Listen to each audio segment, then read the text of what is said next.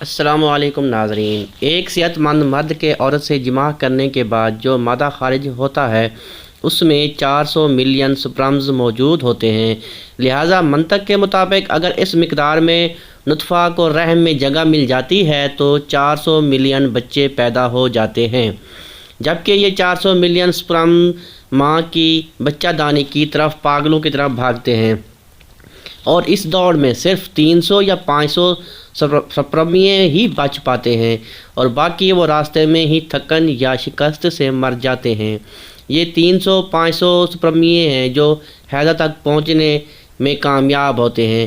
ان میں سے صرف صرف ایک بہت ہی مضبوط سپرمیا ہوتا ہے جو بیضہ دانی میں داخل ہو کر فرٹیلائز ہوتا ہے یا بیضہ میں پہنچ کر اپنی نشست بنا لیتا ہے۔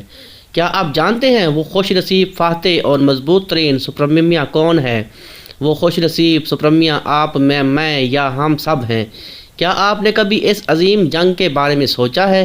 جب آپ بھاگے تو آنکھیں، ہاتھ، پاؤں، سر نہیں تھے، پھر بھی آپ جیت گئے۔ جب آپ بھاگے تو آپ کے پاس سرٹیفکیٹس نہیں تھے، آپ کے پاس دماغ نہیں تھا، لیکن آپ پھر بھی جیت گئے۔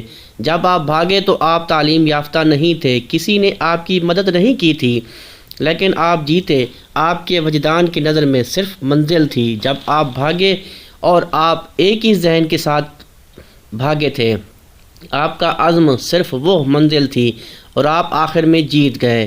اس کے بعد بہت سے بچے ماں کے پیٹ میں کھو گئے، لیکن آپ موجود رہے۔ آپ نے اپنے 9 مہینے پورے کیے، اور آج آپ گھبراتے ہیں۔ جب کچھ ہوتا ہے تو آپ مایوس ہو جاتے ہیں، لیکن کیوں؟ آپ کو کیوں لگتا ہے کہ آپ ہار گئے؟ آپ نے اعتماد کیوں کھو دیا ہے؟ اب آپ کے پاس دوست، بہن، بھائی، سرٹیفکیٹ، سب کچھ ہے۔ یہاں ہاتھ پاؤں ہیں، تعلیم ہے، منصوبہ بندی کرنے کے لیے بہترین دماغ ہے، مدد کرنے کے لیے لوگ موجود ہیں، پھر بھی آپ نے امید ختم کر دی ہے۔ جب کچھ ہوتا ہے تو آپ کیوں ٹوٹ جاتے ہیں؟ آپ کیوں کہتے ہیں کہ میں زندہ نہیں رہنا چاہتا؟ آپ نے کیوں کہا میں ہار گیا؟ ایسی ہزاروں چیزوں کو اجاگر کرنا ممکن ہے، لیکن آپ مایوس کیوں ہو گئے؟